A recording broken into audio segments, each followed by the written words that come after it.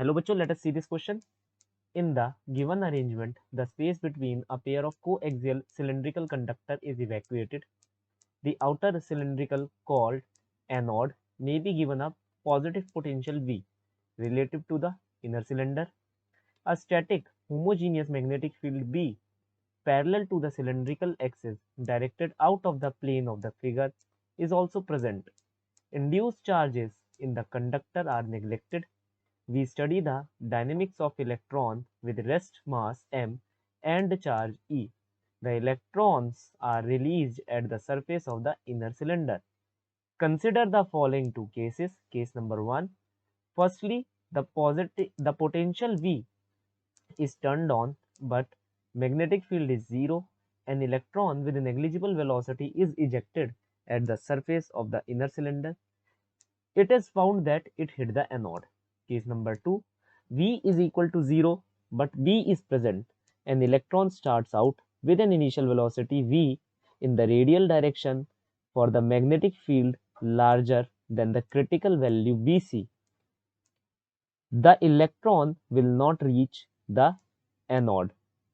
हमसे ये कहा जा रहा है ये दो कोएक्सियल सिलेंडर है जहां पर ये बाहर वाला जो सिलेंडर है यहाँ पर लिखा हुआ है the outer cylinder is called anode.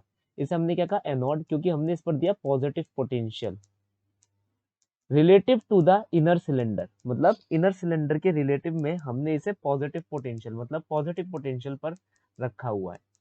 हमने क्या करा एक static homogeneous means same same हर जगह सेम होमोजीनियस मैग्नेटिक फील्ड लगा दी B parallel to the cylindrical axis toward us. वो हमारी तरफ आ रही है मतलब out of the plane of paper वो एग्जिस्ट कर रही है आपकी तरफ आती हुई नजर आ रही है.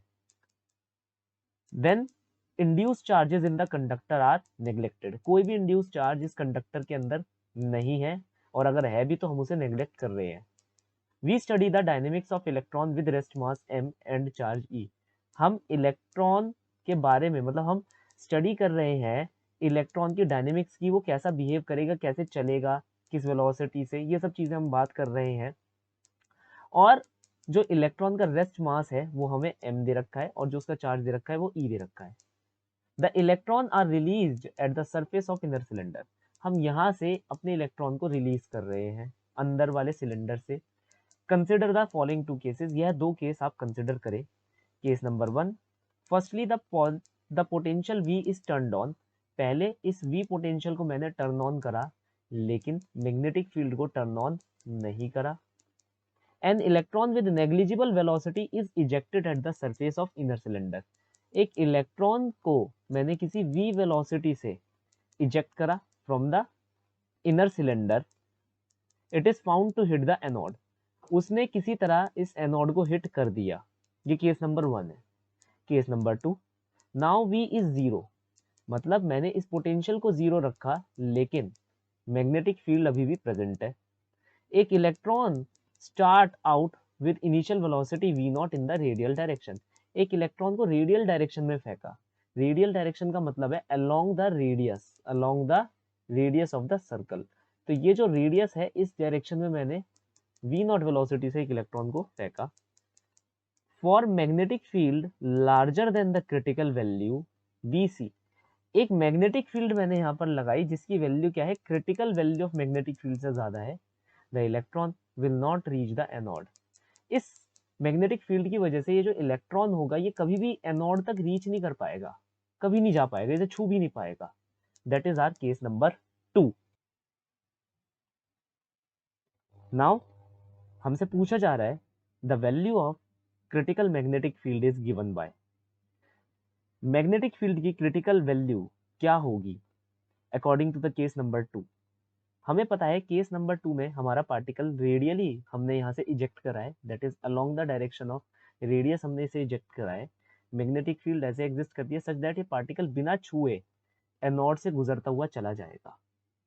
सो अगर मैं यहाँ पर की कंसेप्ट लगाता हूँ, की कंसेप्ट क्या है, force which is being experienced by the charge particle is F equal to Q V cross B and the charged particle will execute a circular motion due to this particular force. हम ये force को क्या कह सकते हैं, it is central in nature, that is it is centripetal force. अब हम अपनी प्रॉब्लम स्टेटमेंट का डायग्राम यहाँ पर बनाएंगे। जैसा कि मैंने आपको कहा, हमने पी पॉइंट से चार्ज पार्टिकल को विद स्पीड वी नॉट फेंका, वो एक सर्कुलर मोशन बनाएगा, तो उसने ये सर्कल बनाया और यहाँ पर आ गया। देखिए ये एनोड को बिल्कुल टच नहीं कर रहा है, जस्ट उसे छूकर निकल रहा है। The radius of this particular particle will be m v upon q B, ये हमारे पास रेडियस आ जाएगी। दैट इज, अब हम इसका सेंटर भी निकाल सकते हैं, क्योंकि हमें पता है यहाँ से यहाँ तक की दूरी अगर कैपिटल आर है और यहाँ से यहाँ तक की दूरी अगर बी है, सो ये जो O2 है हमारा, देखिए पहली बात है O2, ये जो सेंटर है हमारे चार्ज पार्टिकल का, ये r डिस्टेंस अवे पड़ेगा हमारे एनोड से, क्योंकि ये जस्ट यहाँ से छू कर निकल रहा है। हमें ये पता चल जाएगा कि यहाँ से यहाँ तक की दूरी from the centre of this point O1 O2 तक की दूरी कितनी हो जाएगी, b माइनस r।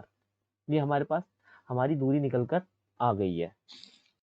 अब सर मैं यहाँ पर क्या करने वाला हूँ, मैं अपनी जो रेडियस ये निकल कर आ रही है कैपिटल R, जिसे मैंने यहाँ पर भी लिख रखा है, it is b minus capital R, मैं R को in the terms of the given radius A और B के टर्म्स में लिखूंगा। तो मैं O1, O2 और P ये वाला ट्राइंगल कंसिडर आउट करता हूँ, तो मेरे पास क्या है, ये हाइपोटेनियस है b माइनस आर, तो b माइनस आर का whole square that must be equal to a square plus this capital R का होल स्क्वायर। अब यहाँ पर मैं क्या करने वाला हूँ कि मैं इसे खोल दूंगा अपनी आइडेंटिटी से, b square R square 2br equal to a square R square, R square से आर स्क्वायर कट जाएगा, मेरे पास यहाँ पर कैपिटल आर की वैल्यू आ जाएगी 2b capital R equal to a square minus b square. So यहाँ पर मैं एक माइनस साइन लगाना भूल गया, there will be a minus sign over here, minus sign. So R की वैल्यू आ रही है b square a square upon 2 times of b। ये हमारे पास क्या आ गई, capital R that is the radius of the circular path की value आ गई in the terms of given b and a over here. अब आप ध्यान से देखेंगे, जब ये सर्कुलर पाथ काट रहा होगा तो सेंट्रल फोर्स कितनी है, q v B into sine theta, q v B into sine theta, लेकिन यहाँ थीटा की वैल्यू क्या है, 90 डिग्री, क्योंकि magnetic field outside the plane of paper है, आपकी तरफ आ रही है, और वेलोसिटी रेडियल डायरेक्शन में, दोनों के बीच में 90 डिग्री का एंगल है यहाँ पर। अगर आप इसे आई कैप डायरेक्शन माने और इसे के कैप डायरेक्शन माने, तो फॉर ऑब्वियस रीजन दोनों ऑर्थोगोनल टू ईच अदर होते हैं, तो ये 90 डिग्री है। तो यहाँ पर से मैं डायरेक्टली लिख सकता हूँ क्यू वी बी, तो क्यू वी बी अंदर लग रहा है, centrifugal force m v square by R हमारी बाहर की तरफ लग रही है, that is the radius of the circle, ये कैपिटल आर है। हम इन दोनों को इक्वेट कर देंगे, now charge into the velocity into the magnetic field must be equal to mv square by r। velocity से velocity मैं काट दूंगा and I will be getting the value of mv upon r into q। तो इस condition में हमारी b की value ये निकल कर आ रही है, अगर इस कंडीशन को मीट करना है तो b की वैल्यू इतनी आनी चाहिए, that is mv upon r into Q. r की वैल्यू क्या है, कैपिटल R, q की वैल्यू क्या है, इट इज इलेक्ट्रॉन, तो मैं यहाँ इलेक्ट्रॉन लिख दूंगा। अब कैपिटल आर की वैल्यू मैं यहाँ पर से रिप्लेस कर दूंगा, so it will become m v upon capital R which is B square minus a square, 2b ऊपर चला जाएगा और e हमारा नीचे आ जाएगा, विच इज, अगर आप इसे कंपेयर करेंगे with that of option number 3 over here, so it is matching it. So I can say that the final solution for the following problem is option number 3. Hope you understood well. Best of luck.